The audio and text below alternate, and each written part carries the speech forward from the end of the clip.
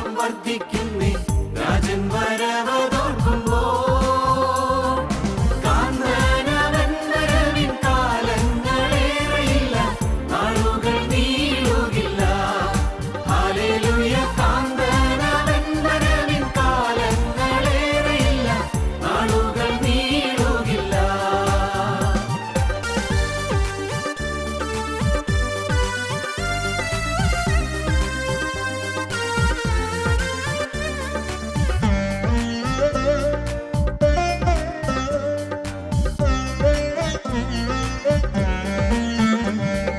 ക്ഷാമങ്ങൾ ഭൂകമ്പങ്ങൾ യുദ്ധങ്ങൾ എതിർപ്പുകൾ ലോകത്തിലെങ്ങും കാണുന്നേ കാന്തനവൻ വരവിൻ കാലങ്ങളേറെയില്ല നാളുകൾ നീളുകില്ല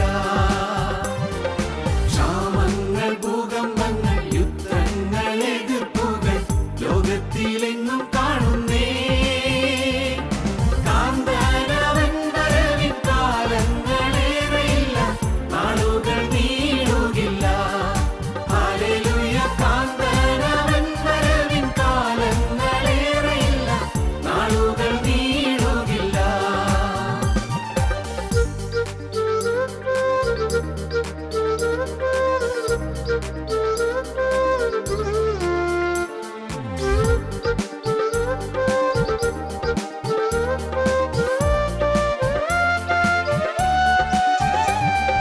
വന്നീടും യേശുരാജൻ തന്നീടും പ്രതിഫലം തന്നോടെ മക്കൾക്കേവർക്കും കാന്തനവൻ വരവിൻ കാലങ്ങളേറെയില്ല നാളുകൾ നീളുകില്ല വന്നീടും യേശുരാജൻ തന്നീടും പ്രതിഫലം തന്നോടെ മക്കൾക്കേവർക്കും കാന്തനവൻ വരവിൻ കാലങ്ങളേറെയില്ല നാളുകൾ നീളുകില്ല ഹല്ലേലൂയ കാന്തനവൻ വരവിൻ കാലങ്ങളേറെയില്ല നാളുകൾ നീളുകില്ല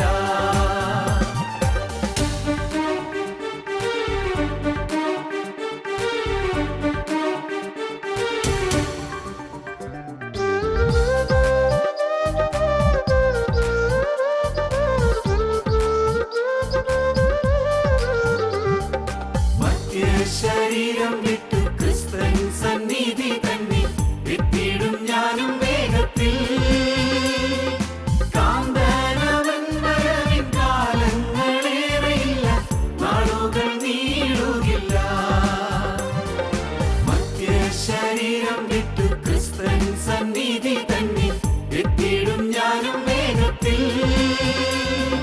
കാന്തനവൻ വരവിൻ കാലങ്ങളേറെയില്ല നാളുകൾ നീളുകില്ല ഹല്ലേലൂയ കാന്തനവൻ വരവിൻ കാലങ്ങളേറെയില്ല നാളുകൾ നീളുകില്ല ഞങ്ങളും ക്രൂശിക്കപ്പെട്ട ക്രിസ്തുവിനെ പ്രസംഗിക്കുന്നു. യെഹെസ്കേൽ പ്രവചനം 37 അധ്യായമാണല്ലോ ഒന്നും ചിന്തിച്ചുകൊണ്ടിരിക്കുന്നത്. 9 വാക്യം വായിക്കാം. 32:9 മുതൽ താഴോട്ട്. അപ്പോൾ അവൻ എന്നോട് കൽപ്പിച്ചത്, കാറ്റിനോട് പ്രവചിക്ക. മനുഷ്യപുത്ര, നീ പ്രവചിച്ച് കാറ്റിനോട് പറയേണ്ടത്, യഹോവയായ കർത്താവ് ഇപ്രകാരം അരുളി ചെയ്യുന്നു. ശ്വാസമേ, നീ 4 കാറ്റുകളിൽ നിന്നും വന്ന് ഈ നിഹതന്മാർ ജീവിക്കേണ്ടതിന് അവരുടെ മേൽ ഊതുക. ശ്വാസമേ, 4 കാറ്റിനോട് കൽപ്പിക്കുകയാണ്. ശ്വാസമേ, നീ 4 വശത്തു നിന്ന് വന്ന് ഈ നിഹതന്മാർ, മരിച്ചു കിടക്കുന്നത്, ഈ നിഹതന്മാർ, ഉണങ്ങിക്കിടക്കുന്ന അസ്ഥികൾ, മരിച്ച അസ്ഥികൾ, ഈ നിഹതന്മാരുടെ മേൽ ഊതുക. ദൈവത്തിന് സ്തോത്രം. കാറ്റിനോട് കൽപ്പിക്കുകയാണ്. കാറ്റിനോട്, 4 കാറ്റിനോട് കൽപ്പിക്കുന്നു. ദൈവത്തിന് സ്തോത്രം, കർത്താവിന് സ്തോത്രം. സ്വർഗത്തിലെ ദൈവം അത്ഭുതം പ്രവർത്തിക്കാൻ തുടങ്ങുകയാണ്. കാറ്റിനോട് കൽപ്പിക്കുക എന്ന് പറഞ്ഞു. പിന്നെ അവൻ എന്നോട് കൽപ്പിച്ചതുപോലെ ഞാൻ പ്രവചിച്ചപ്പോൾ ശ്വാസം അവരിൽ വന്നു. അവർ ജീവിച്ചു, ഏറ്റവും വലിയ സൈന്യമായി നിവർന്നു നിന്നു. ഈ ഉണങ്ങിക്കിടന്ന അസ്ഥികളെല്ലാം ജീവിക്കുന്നു, അതിനകത്ത് ചൈതന്യം പകരുന്നു. ഉണങ്ങിപ്പോയ അസ്ഥികൾ, ഇന്ന് വേണമെങ്കിൽ നമുക്ക് ശാസ്ത്രീയമായി പറഞ്ഞാൽ അസ്ഥികൾ ഉണങ്ങിപ്പോയാൽ അതിനകത്തുള്ള മജ്ജയും എല്ലാം ഉണങ്ങിപ്പോവില്ലേ, എല്ലാം തീർന്നില്ലേ? എന്നാൽ ഈ അസ്ഥികൾ പെട്ടെന്ന് ജീവൻ പ്രാപിക്കുന്നു. പെട്ടെന്നാണ് ദൈവത്തിൻ്റെ വചനം വന്നപ്പോൾ പെട്ടെന്നാണ് മാറ്റം വരുന്നത്. പെട്ടെന്ന് ഈ ഉണങ്ങിയ അസ്ഥികൾ ജീവിച്ചു. ഒരു സൈന്യം പോലെ, മഹാസൈന്യം പോലെ എഴുന്നേറ്റ്. മഹാസൈന്യം. പ്രിയപ്പെട്ടവരെ, നിങ്ങൾ വിശ്വസിക്കുമോ? നിങ്ങൾ ഈ പരിശുദ്ധാത്മാവിൻ്റെ കൃപ പ്രാപിച്ചുകൊണ്ട് പരിശുദ്ധാത്മാവിൻ്റെ തീ ഏറ്റുവാങ്ങിക്കൊണ്ട് നിങ്ങൾ നിങ്ങളുടെ വീടുകളിലേക്ക് പോയാൽ നിങ്ങളുടെ വീടുകളിൽ ആത്മാവിൻ്റെ പ്രകാശം പരക്കും. നിങ്ങളുടെ വീടുകളിൽ നിങ്ങളുടെ പ്രിയപ്പെട്ടവർക്ക്, മക്കൾക്ക്, ഭാര്യയ്ക്ക് അല്ലെങ്കിൽ ഭർത്താവിന്, നിങ്ങളുടെ മാതാപിതാക്കൾക്ക് ആത്മാവിൻ്റെ ജ്വാല ലഭിക്കും. ഈ അനുഭവത്തിൽ നിങ്ങൾ ചെന്ന് നിങ്ങൾ ഹോസ്റ്റലിൽ താമസിക്കുമ്പോൾ ഹോസ്റ്റലിൽ നിങ്ങൾ റൂംമേറ്റ്സിന് ഈ ആത്മാവിൻ്റെ അനുഭവം ലഭിക്കും. നിങ്ങൾ ക്ലാസ് റൂമിലേക്ക് ചെല്ലുമ്പോൾ പഠിക്കാനോ ചെല്ലുമ്പോൾ നിങ്ങൾ മൂലം മറ്റുള്ളവരിലേക്ക് ഈ സ്നേഹം പകരും. കർത്താവിന് സ്തോത്രം. മറ്റുള്ളവരിലേക്ക് തീ പകരും. നിങ്ങൾ ജോലി ചെയ്യുന്ന ഓഫീസിലേക്ക് നിങ്ങൾ ചെല്ലുമ്പോൾ നിങ്ങളുടെ സൗമ്യതയും താഴ്മയും നിങ്ങളുടെ സ്നേഹവും നിങ്ങളുടെ വിനയവുമെല്ലാം അവിടെ പ്രതിബിംബിക്കുകയും തന്മൂലം അവിടെ ക്രിസ്തുവിൻ്റെ ആശ്വാസദാനങ്ങൾ അവിടെ വരികയും ചെയ്യും. ദൈവത്തിന് സ്തോത്രം. അതെല്ലാമാണ് ക്രിസ്തീയ ജീവിതം എന്ന് പറയുന്നത്. അല്ലാതെ കുറേ കാലം നാം ഒന്ന് പേരിന് നമസ്കാരം ചൊല്ലി, പേരിന് പള്ളിയിൽ പോയി, പേരിന് കുമ്പസാരിച്ചു, പേരിന് കുർബാന കൊണ്ടു, ചില ചടങ്ങുകൾ ആചരിച്ചു, ഇതുകൊണ്ടൊന്നും രക്ഷപ്പെടുകയില്ല. അതെല്ലാം നല്ലത് തന്നെ, വേണ്ടെന്ന് പറയില്ല. പക്ഷേ ഇതുകൊണ്ടൊന്നും മാത്രം രക്ഷപ്പെടുകയില്ല. അതിൻ്റെ അർത്ഥം അറിഞ്ഞ് ആസ്വദിക്കാൻ സാധിക്കണം.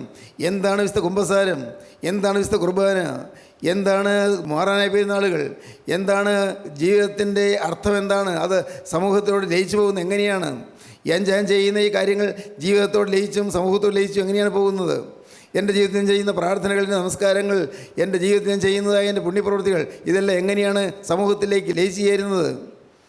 ചിന്തിക്കണം പ്രിയപ്പെട്ടവരെ. ആത്മാവ് നടത്തണം. ദൈവത്തിന് സ്തോത്രം. അങ്ങനെ മനുഷ്യപുത്രൻ പ്രവചിച്ചു. അപ്പോൾ കാറ്റിനോട് പ്രവചിച്ചപ്പോൾ 4 കാറ്റും വന്നു. പ്രവചിച്ചപ്പോൾ ആ ശ്വാസം അവരിൽ വന്നു. അവർ ജീവിച്ചു. ഏറ്റവും വലിയ സൈന്യമായി നിവർന്നു നിന്നു. ഹല്ലേലൂയ. ഉണങ്ങിപ്പോയ അസ്ഥികൾ നിവർന്നു നിൽക്കുന്നു. അവിടെ ഉണ്ടായിരുന്ന കാലിൻ്റെ അസ്ഥികൾ, ചെറിയ അസ്ഥികളെല്ലാം ചെറിയ അസ്ഥികളെല്ലാം വന്ന് ഓടിക്കൂടി വന്നു. കൈയിൻ്റെ, ശരീരത്തിൻ്റെ, വാരിയലിൻ്റെ എല്ലാ ഭാഗവും അസ്ഥികളെല്ലാം കൂടി ഇങ്ങനെ അനങ്ങനെ പെട്ടെന്ന് ഒരു സെക്കൻഡ് കൊണ്ട് എല്ലാം കൂടി ഓടി വന്നു. ചിതറിപ്പോയിരുന്നതാണ്. സ്തോത്രം. പരിശുദ്ധാത്മാവ് പ്രവചിച്ചാൽ ചിതറിപ്പോയതെല്ലാം ചേർന്ന് വരും. ചിതറിപ്പോയവർ, നിങ്ങളുടെ ജീവിതത്തിൽ ചിതറിപ്പോയവരാരെങ്കിലും ഉണ്ടോ? നിങ്ങൾ പിണങ്ങിപ്പോയവരാരെങ്കിലും ഉണ്ടോ? നിങ്ങൾ എതിർത്ത് പോയവരാരെങ്കിലും ഉണ്ടോ?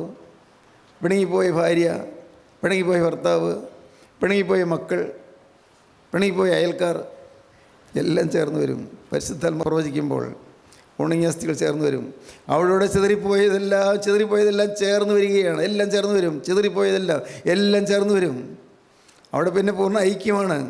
അതാത് ശരീരത്തിൻ്റെ അസ്ഥികൾ എല്ലാം അതാത് ശരീരത്തിൽ ഒന്ന് ചേർന്ന് വരും. അങ്ങനെ അവർ നിവർന്നു നിന്നു. പിന്നെ അവൻ എന്നോട് അരുളി ചെയ്തത്, മനുഷ്യപുത്ര, ഈ അസ്ഥികൾ ഇസ്രായേൽ ഗൃഹമൊക്കെയുമാകുന്നു.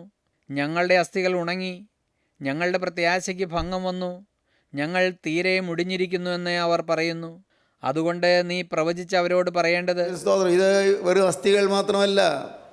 മനുഷ്യപുത്ര, നിനക്കറിയാമോ? ഇത് പറയുകയാണ്, ശേഷകളുണ്ട് പറയുകയാണ്, നിനക്കറിയാമോ ഇത് ഇസ്രായേൽ ഗൃഹമാണ്, എൻ്റെ ജനമാണ്. എൻ്റെ ജനം ഉണങ്ങിപ്പോയിരിക്കുന്നു, എൻ്റെ ജനം ചിതറിപ്പോയിരിക്കുന്നു, അവരുടെ പ്രത്യാശ മങ്ങിപ്പോയിരിക്കുന്നു, അവരുടെ ആശകളെല്ലാം അസ്തമിച്ചു പോയിരിക്കുന്നു, അവർക്ക് ഭാവിയെക്കുറിച്ചുള്ള പ്രത്യാശകളെല്ലാം എല്ലാം മുടിഞ്ഞു പോയിരിക്കുന്നു. മനുഷ്യപുത്ര, ഇത് ഇസ്രായേൽ ഗൃഹത്തിൻ്റെ ചിത്രം ഞാൻ കാണിച്ചു തന്നതാണ്. ഈ ഉണങ്ങിയ അസ്ഥികളിൽ കൂടി ഇസ്രായേൽ ഗൃഹത്തെ നിനക്ക് മനസ്സിലാക്കി തരികയാണ്. നീ പ്രവചിക്കുന്ന ഇസ്രായേൽ ഗൃഹത്തോടാണ്. നീ പ്രവചിക്കുന്നത് ഞാൻ നിന്നെ ഏൽപ്പിച്ചിരിക്കുന്ന ഇസ്രായേൽ ഗൃഹത്തോടാണ്. യഹൂദ ജാതിയോട്, ദൈവത്തിൻ്റെ പ്രിയജനമായ യഹൂദനോട്, അവരോട് പ്രവചിക്കേണ്ട കാര്യങ്ങളാണ് ഞാൻ പറഞ്ഞത്. അത് ഇങ്ങനെയാണ് ഇപ്പോൾ കിടക്കുന്നത്. യഹൂദ ജാതി ശരിയാണ്, പക്ഷേ ദൈവത്തിൻ്റെ ജനമാണെങ്കിൽ ഇപ്പോൾ ഉണങ്ങിപ്പോയി, ദൈവത്തിൻ്റെ ജനമാണെങ്കിൽ ഇപ്പോൾ ചിതറിപ്പോയി, ദൈവത്തിൻ്റെ ജനമാണെങ്കിലും പ്രയോജനശൂന്യമായിപ്പോയി, എല്ലാം മരിച്ചുപോയി. മരിച്ചെന്ന് മാത്രമല്ല, ആ മാംസമെല്ലാം എല്ലാം അഴുകി ചീഞ്ഞ് അതെല്ലാം ഉണങ്ങിപ്പോയി. ഇത് അസ്ഥികൾ ഉണങ്ങിക്കിടക്കുന്നു. കർത്താവിന് സ്തോത്രം. പ്രിയപ്പെട്ടവർ, ചില വീടുകൾ എങ്ങനെയാണ് കേട്ടോ. ചില വീടുകൾ എല്ലാം ഉണങ്ങിപ്പോയി. ഒരു സംസാരമില്ല, ചിരിയില്ല, വർത്തമാനമില്ല, സന്തോഷമില്ല. എപ്പോഴും മുനിഞ്ഞിരിക്കും, മിണ്ടാട്ടമില്ല. എല്ലാം ഭാര്യയും ഭർത്താവും സ്നേഹം തന്നെയാണ്, സ്നേഹത്തിന് കുറവൊന്നുമില്ല. പക്ഷേ എന്താണോ മുനിഞ്ഞിരിക്കുന്നു. പലതും പരസ്പരം ഇഷ്ടപ്പെടുന്നില്ല, പലതും ഇണങ്ങുന്നില്ല, മനസ്സിലൊരു സ്വസ്ഥതയില്ല. അല്ലേ? നിങ്ങളുടെ പല വീടുകൾ അങ്ങനെയല്ലേ? ഇസ്രായേൽ ഗൃഹം, ദൈവത്തിന് സ്തോത്രം, ഇന്ന് ഉണങ്ങിപ്പോയിരിക്കുന്നു. ദൈവജനം ഉണങ്ങിപ്പോയിരിക്കുന്നു. വീണ്ടും ഇത് തന്നെ പറയട്ടെ, ഉണങ്ങിപ്പോയിരിക്കുന്നു. ഇത് ഇസ്രായേൽ ഗൃഹമാകുന്നു. അവരുടെ പ്രത്യാശയ്ക്ക് ഭംഗം വന്നു. ഒന്നുകൂടെ വായിക്കാം. ഇസ്രായേൽ ഗ്രഹം അവരുടെ പ്രത്യാശയ്ക്ക് ഭംഗം വന്നിരിക്കുന്നു. ഈ അസ്ഥികൾ ഇസ്രായേൽ ഗ്രഹമൊക്കെയുമാകുന്നു. ഞങ്ങളുടെ അസ്ഥികൾ ഉണങ്ങി, ഞങ്ങളുടെ അസ്ഥികൾ ഉണങ്ങി, ഞങ്ങളുടെ പ്രത്യാശയ്ക്ക് ഭംഗം വന്നു, ഞങ്ങളുടെ പ്രത്യാശയ്ക്ക് ഭംഗം വന്നു, ഞങ്ങൾ തീരെ മുടിഞ്ഞിരിക്കുന്നു എന്ന് അവർ പറയുന്നു. എന്നവർ പറയുന്നു. അതാണ് അവരിപ്പോൾ നിരാശയിലാണ്ട് പോയി. ഇനി കരയേറ്റമില്ലെന്നാണ് അവർ പറയുന്നത്. അസ്ഥികളെല്ലാം ഉണങ്ങിപ്പോയില്ലേ, എല്ലാം ചെതറിപ്പോയില്ലേ, ഇനി ഉണ്ടോ ഇനി ഞങ്ങൾക്ക് ജീവിതം, ഞങ്ങളുടെ കാര്യം തീർന്നു എന്ന് പറഞ്ഞ ഇസ്രായേൽ ഗ്രഹം എന്ന് പറഞ്ഞാൽ നിരാശയോട്ടിരിക്കുകയാണ്. പ്രിയപ്പെട്ടവരെ, ഇന്ന് ഈ വാക്കുകളെ കേൾക്കുന്ന ചിലരെങ്കിലും ആത്മഹത്യ ചെയ്യണമെന്ന് ഉദ്ദേശിച്ച് വന്നവരുണ്ട്. എങ്ങനെയും മരിച്ചാൽ മതി എന്ന് ചിന്തിക്കുന്നവരുണ്ട്. മരിച്ചാൽ മതി എന്ന് ചിന്തിക്കുന്നവർ, എൻ്റെ കർത്താവേ ദൈവത്തിന് സ്തോത്രം, മരിച്ചാൽ മതി എന്നാണ് ചിന്ത. ആശയൊക്കെ എല്ലാം തീർന്നു. എന്തിനും ജീവിക്കണം, ആർക്ക് വേണ്ടി ജീവിക്കണം, എന്നെ ആർക്ക് വേണം, ഞാൻ കൂടിയ കഴിയുന്ന ആർക്കാ നിർബന്ധം, ഞാനങ്ങ് മരിച്ചേക്കാം, ഞാനങ്ങ് വഴിമാറി കൊടുത്തേക്കാം, അവർ സൂഹിക്കട്ടെ എന്നെല്ലാം ചിന്തിക്കുന്ന ആളുകളുടെ ഇരിപ്പുണ്ട്. പ്രിയപ്പെട്ടവരെ, ഒരു കാരണവശാൽ നിങ്ങൾ ചിന്തിക്കരുത്. ഈ അസ്ഥികൾ ജീവിക്കും. ദൈവത്തിന് സ്തോത്രം. ഉണങ്ങിയ അസ്ഥികൾ ജീവിക്കും. നിങ്ങൾ വിശ്വസിക്കൂ, ഉണങ്ങിയ അസ്ഥികൾ ജീവിക്കും. തോറ്റ പരീക്ഷകൾ ജയിക്കും. സ്തോത്രം. കടം മാറും. സത്യമാണ് പ്രിയരെ. സ്തോത്രം. വാസ്തവമായി ക്രിസ്തുവിനെ സ്നേഹിച്ച് ക്രിസ്തുവിനായി ജീവിതം സമർപ്പിച്ച് മനസ്സറിഞ്ഞൊരു പാവം ചെയ്യലും തീരുമാനിച്ച് ക്രിസ്തുവിൻ്റെ സ്നേഹത്തിൽ കത്തി നിന്നാൽ എല്ലാ പ്രശ്നങ്ങൾക്കും പരിഹാരമുണ്ട്. ദൈവത്തിന് സ്തോത്രം. എല്ലാ പ്രശ്നങ്ങൾക്കും പരിഹാരമുണ്ട്. നിങ്ങൾ വിശ്വസിക്കൂ. മനസ്സറിഞ്ഞൊരു പാവം വരികയില്ല എന്നുള്ള തീരുമാനം വന്നാൽ മതി. അത് പലപ്പോഴും ഇങ്ങനെ പറയുമ്പോൾ നിങ്ങൾ തീരുമാനം വരുമായിരിക്കും, പക്ഷേ പിന്നെ പെട്ടെന്ന് മറന്നു പോകുന്നു. എന്തെല്ലാം തീരുമാനിച്ചെന്ന് മറന്നു പോകുന്നു. അതാണ് ആദ്യം കേട്ടത്. പോയി വരിക, ഞാൻ നിനക്ക് എന്ത് ചെയ്തു എന്ന് ഓർക്കുക. ദൈവം എന്താണ് ചെയ്തതെന്ന് ഓർക്കണം. എപ്പോഴും ഇന്ന് എനിക്ക് എന്താണ് കിട്ടിയത് ഓർക്കണം. ഇന്ന് എനിക്ക് ലഭിച്ച സ്വത്ത് എന്താണ് ഓർക്കണം. ഇന്ന് എനിക്ക് ലഭിച്ച സമ്പത്ത് എന്താണ് ഓർക്കണം. ഇന്ന് കർത്താവിൻ്റെ സ്വർഗീയ അഗ്നി, പരിശുദ്ധാത്മാവിൻ്റെ അഗ്നി എൻ്റെ മേൽ വീണപ്പോൾ എനിക്ക് ലഭിച്ച കുളിർമ എന്താണ്, സന്തോഷം എന്താണ് ഓർക്കണം. പോയി വരിക, ഞാൻ നിനക്ക് എന്ത് ചെയ്തു എന്ന് ഓർക്കുക. പോയി വരിക, ഞാൻ നിനക്ക് എന്ത് ചെയ്തു എന്ന് ഓർക്കുക. ദൈവം ചെയ്ത് എന്താണെന്ന് മനസ്സിലാക്കണം. കർത്താവായ യേശുക്രിസ്തു, ഗുരുഭാവം ചെയ്യാത്ത ദൈവപുത്രൻ, അവിടുന്ന് ക്രൂശിന്മേൽ തൻ്റെ കൈകൾ വിരിച്ചു. അവർ വലിച്ചു പിടിച്ച് ആ കൈകൾ ഓരോന്ന് വലിച്ചു പിടിച്ച് ആണിയടിച്ചു. താണി കാരിരുമ്പാണി ഉണക്കമരത്തിലേക്ക് അടിച്ചടിച്ച് ചേർത്തു. കൈ അവിടെ ഞെരിഞ്ഞു. ദൈവത്തിന് സ്തോത്രം. അടിക്കുമ്പോഴെല്ലാം വേദന കൊള്ളുക മാത്രമല്ല, ചോര ചീറി തെറിക്കുകയായിരുന്നു. കർത്താവിന് സ്തോത്രം. കാലുകൾ രണ്ടും കൂട്ടിവെച്ചു. ഒരു കാലിൽ അണിയടിച്ചു. ആ അണി അടുത്ത കാലിലേക്ക് കൊണ്ട് കടന്നു. അത് ആ ഉണങ്ങിയ മരത്തിലേക്ക് കടന്നു. ഇതാ 3 ആണികൾ തൂങ്ങിക്കിടക്കുന്നു. യേശു ചെയ്തതാണ്. ഞാൻ നിനക്ക് വേണ്ടി എന്ത് ചെയ്തു, എന്താണ് ചെയ്തത്? ഇതാണ് ഞാൻ നിനക്ക് വേണ്ടി ചെയ്തത്. എൻ്റെ ജീവൻ നിനക്ക് ഞാൻ തന്നു. നിനക്ക് ജീവനില്ലാത്തത് കൊണ്ട് നിനക്ക് ഞാൻ ജീവൻ തന്നു.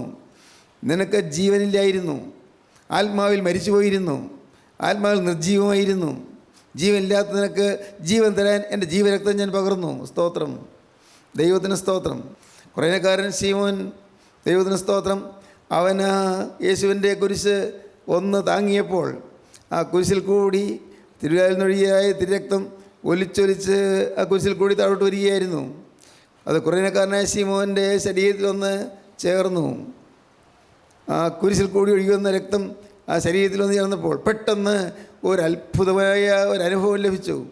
ഏതോ ഒരു അവാച്യമായ അനുഭൂതി. തിരുരക്തം തൊട്ടാൽ അങ്ങനെ ഉണ്ടാകും. ഇന്ന് പകൽക്കാലം ഈ തിരുരക്തം നിങ്ങൾ തൊടുന്നുവെങ്കിൽ നിങ്ങൾക്ക് അനുഭവം ഉണ്ടാകും. യേശുക്രിസ്തുവിൻ്റെ രക്തം. മരിച്ചുപോയ ആത്മാവ് ജീവൻ പ്രാപിക്കും. തളർന്നുപോയ ജീവിതം പുഷ്ടി പ്രാപിക്കും. പ്രത്യാശറ്റുപോയ ജീവിതത്തിൻ്റെ പ്രത്യാശ കൈവരും. സമാധാനമില്ലാത്ത ജീവിതത്തിന് സമാധാനം വരും.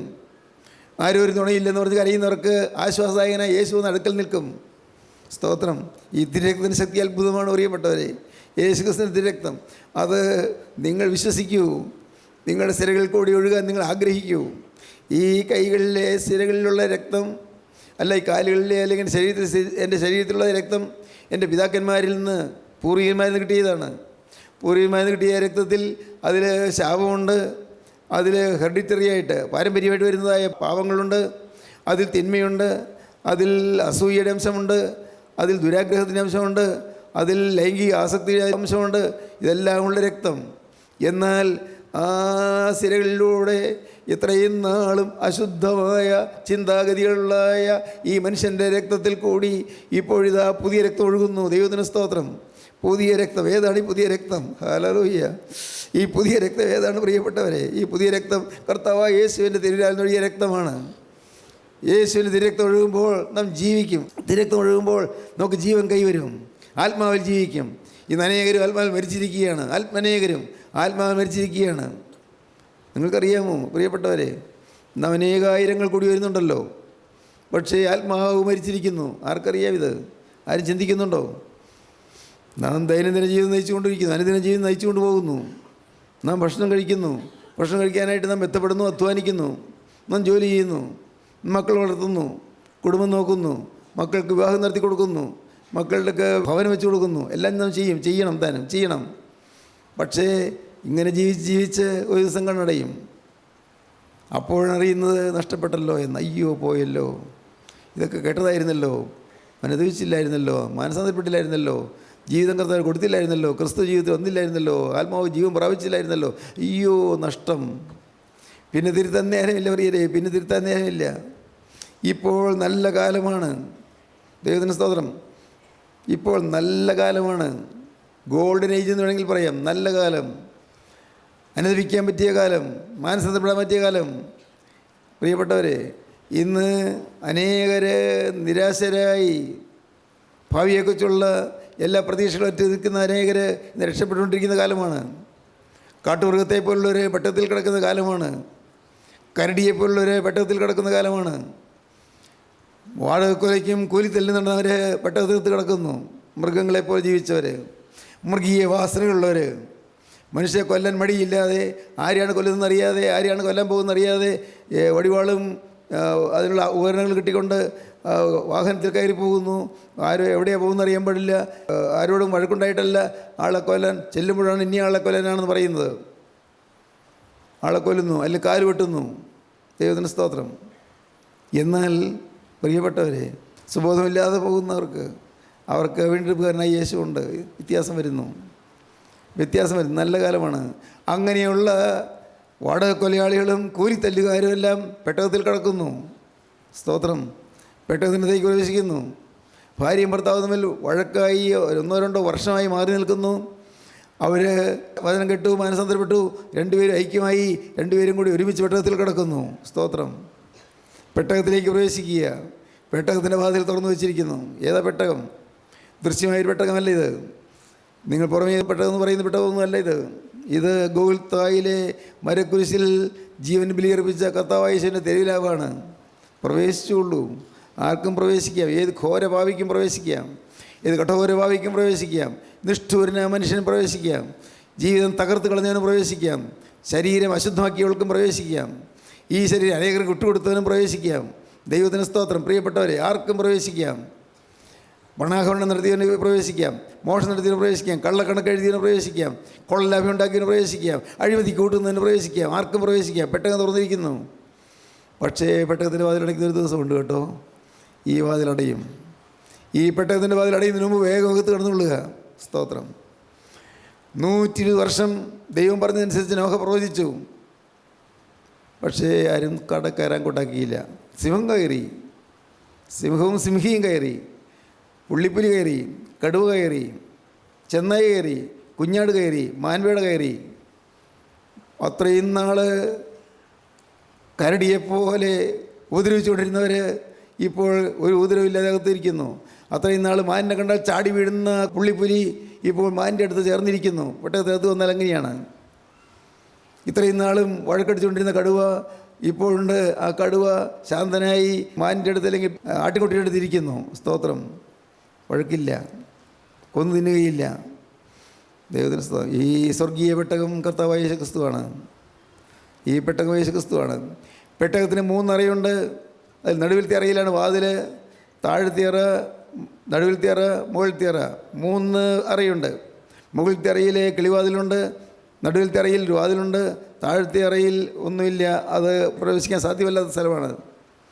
ദൈവത്തിന് സ്തോത്രം. നടുവിലത്തെ അറ കർത്താവായ യേശു ക്രിസ്തു, ആ പിതാവ് പുത്രൻ പരിശുദ്ധാത്മാവെന്ന ആ പുത്രൻ തമ്പുരാൻ്റെ തിരുശരീരത്തിലെ മുറിവിൽ കൂടി നമുക്കകത്ത് പ്രവേശിക്കാം. ഇതെല്ലാം വെറുതെ കേട്ടുപോയാൽ പോരാ. നിങ്ങൾ അനുഭവിക്കണം. എൻ്റെ കർത്താവേ. ദൈവത്തിന് സ്തോത്രം. ഞാൻ ആശിക്കുന്നു ഇന്ന് ഇത് കേട്ടുകൊണ്ടിരിക്കുമ്പോൾ നിങ്ങൾ ക്രിസ്തുവിനെ അടുത്ത് കാണണം. ക്രിസ്തുവിൻ്റെ അടുത്ത് വന്നു എന്ന് നിങ്ങൾ അറിയണം. ക്രിസ്തുവിനോട് ചേർന്ന് നിൽക്കുന്നു നിങ്ങൾ അറിയണം. എന്നെ യേശു സ്നേഹിക്കുന്നു നിങ്ങൾ അറിയണം. സ്നേഹിത, നീ ഏതെല്ലാം പാപം ചെയ്തവനാണെങ്കിലും യേശു നിന്നെ സ്നേഹിക്കുന്നുണ്ട് കേട്ടോ. ദൈവത്തിന് സ്തോത്രം. നീ ജീവിതം കളയണ്ട, ആത്മഹത്യ ചെയ്യേണ്ട ആവശ്യമില്ല. യേശു നിന്നെ സ്നേഹിക്കുന്നു. നിനക്ക് നല്ല കാലമുണ്ട്, നല്ലൊരു ഭാവി കാലമുണ്ട്. നീ ജീവിതം കളയണ്ട മോളെ, നിൻ്റെ ജീവിതം നീ കളയണ്ട. നീ ഒട്ടും നിരാശപ്പെടേണ്ട. നിനക്ക് തൻ്റെ നല്ല കാലമുണ്ട്, കർത്താവ് കരുതിയിട്ടുണ്ട്. അത് വാങ്ങാൻ നീ നിന്നെ തന്നെ ഒരുക്കിയാൽ മാത്രം മതി. ദൈവത്തിന് സ്തോത്രം, ദൈവത്തിന് സ്തോത്രം.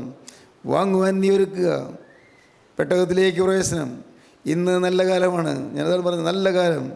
ഞാൻ അത്ഭുതത്തോടെ ഓർക്കും, നല്ല കാലം. കർത്താവിന് സ്തോത്രം. 1973 ഉണർവ് മുതൽ അന്ന് മുതൽ ഇന്ന് ഇതുവരെയും ദൈവം അത്ഭുതമായി നമ്മൾ നടത്തി, അത്ഭുതമായി നടത്തി. എന്തൊരതിശയം! പലർക്കും ഒന്നും മനസ്സിലായില്ല. എന്നാൽ ഒരു സഭയ്ക്ക് എതിരില്ല എന്ന് പറഞ്ഞാൽ അവർക്ക് മനസ്സിലാകുന്നില്ല.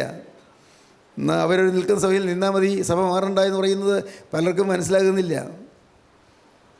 നാം ഒരു പുതിയ സഭ ഉണ്ടാക്കുകയില്ല എന്ന് വ്യക്തമായി പറഞ്ഞാലും, നമുക്കങ്ങനെ ഉദ്ദേശമില്ല എന്ന് പറഞ്ഞാലും ആളുകൾക്ക് വിശ്വാസം വരുന്നില്ല. ദൈവത്തിന് സ്തോത്രം. പ്രിയപ്പെട്ടവരെ, ഇവിടെ പൈസ പിരിക്കുന്നില്ല, സംഭാവന ചോദിക്കുന്നില്ല എന്ന് പറഞ്ഞാൽ അങ്ങനെ നടക്കുമോ? പിന്നെ എങ്ങനെ കാര്യം നടക്കുമെന്നാണ് ചിലർ ചോദിക്കുന്നത്. സ്തോത്രം. ദൈവത്തിൻ്റെ നാമം മഹത്വപ്പെടട്ടെ. സ്വർഗത്തിലെ ദൈവത്തിൻ്റെ കാര്യപരിപാടിയല്ലേ എല്ലാം നടക്കുന്നു, എല്ലാം ഭംഗിയായി നടക്കുന്നു. സ്വർഗത്തിലെ ദൈവത്തിൻ്റെ കാര്യപരിപാടിയല്ലേ, നമ്മുടെ അല്ലല്ലോ. എനിക്ക് നല്ല ഉറപ്പുണ്ട്, എൻ്റെ അല്ല. കർത്താവിന് സ്തോത്രം. എൻ്റെ അപ്പൻ്റെ ഭൂമി എനിക്ക് തന്ന ഈ സ്ഥലം, ഇത് ഞാൻ യേശുവിന് കൊടുത്തു. സ്തോത്രം. യേശുവിന് കൊടുത്തു എന്ന് പറഞ്ഞാൽ യേശുവിൻ്റെ മക്കൾക്കും കൊടുത്തു. സ്തോത്രം. യേശുവിനായി കൊടുത്തു. അതുകൊണ്ട് എനിക്കൊരു കുറവും വന്നില്ല, ഒരു കുറവും വരുത്തിയില്ല. യേശുവിന് കൊടുത്താൽ കുറവല്ല, യേശുവിന് കൊടുത്താൽ നഷ്ടമല്ല, ഒരിക്കലും നഷ്ടമല്ല. യേശുവിന് കൊടുത്താൽ ലാഭമാണ്. ഹല്ലേലൂയ. 10 മടങ്ങ് മുടക്കി തരും. അവൻ ആർക്കും കടക്കാരനായിരിക്കുകയില്ല. എൻ്റെ കയ്യിൽ നിന്ന് 10 രൂപ കർത്താവ് മേടിച്ചിട്ട് അവൻ കടക്കാരനായിരിക്കുകയില്ല. അവൻ പിന്നെ എനിക്ക് തരുന്നത് 100 or 1000 ആയിരിക്കും. സ്തോത്രം. ലോകത്തിന് മനസ്സിലാവുകയില്ല, ലോകമനുഷ്യർക്ക് മനസ്സിലാവുകയില്ല. സ്തോത്രം. സ്വർഗത്തെ ദൈവം എല്ലാം ചെയ്യുന്നു, അത്ഭുതങ്ങൾ ചെയ്യുന്നു. സ്തോത്രം. നിങ്ങൾ മടി കൂടാതെ എൻ്റെ യേശുവിൻ്റെ കൈകളിലേക്ക് ഏൽപ്പിച്ചു കൊടുക്കുക. പ്രിയപ്പെട്ടവരെ, ഏൽപ്പിച്ചു കൊടുക്കുക. സ്തോത്രം. ഈ ജീവനുള്ള ക്രിസ്തുവിൻ്റെ കരങ്ങളിലേക്ക് ഏൽപ്പിച്ചു കൊടുക്കൂ. അപ്പോൾ നിഹതന്മാർ എഴുന്നേറ്റ് വരും. നിഹതന്മാർ, അസ്ഥികൾ താഴ്വരയിലെ നിഹതന്മാർ എഴുന്നേറ്റ് വരും. അസ്ഥിയോട് ചെന്ന് ചേരും. ദൈവത്തിൻ്റെ സ്തോത്രം. വലിയൊരു സൈന്യമായി തീരും. പിന്നെ അടുത്ത വാക്യം. അതുകൊണ്ട് നീ പ്രവചിച്ച് അവരോട് പറയേണ്ടത്, യഹോവയായ കർത്താവ് ഇപ്രകാരം അരുളി ചെയ്യുന്നു, എൻ്റെ ജനമേ, ഞാൻ നിങ്ങളുടെ ശവക്കുഴി തുറന്ന് നിങ്ങളെ ശവക്കുഴിയിൽ നിന്ന് കയറ്റി ഇസ്രായേൽ ദേശത്തേക്ക് കൊണ്ടുപോകും. ഞാൻ നിങ്ങളുടെ ശവക്കുഴി തുറക്കും, ശവക്കുഴി തുറക്കും. നിങ്ങളെ ശവക്കുഴിയിൽ നിന്ന് കയറ്റി ഇസ്രായേൽ ദേശത്തേക്ക് കൊണ്ടുപോകും.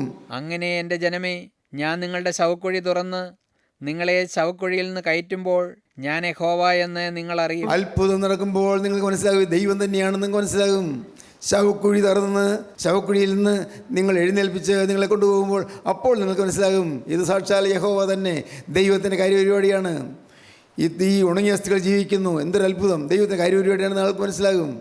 സ്തോത്രം. പിന്നെ നിങ്ങൾ ജീവിക്കേണ്ടതിന് ഞാൻ എൻ്റെ ആത്മാവിനെ നിങ്ങളിലാക്കും. നിങ്ങൾ ജീവിക്കേണ്ടതിന്, ഉണങ്ങിയ അസ്ഥികളെ, നിങ്ങൾ ജീവിക്കേണ്ടതിന് എൻ്റെ ആത്മാവ് നിങ്ങളുടെ മേലാക്കും.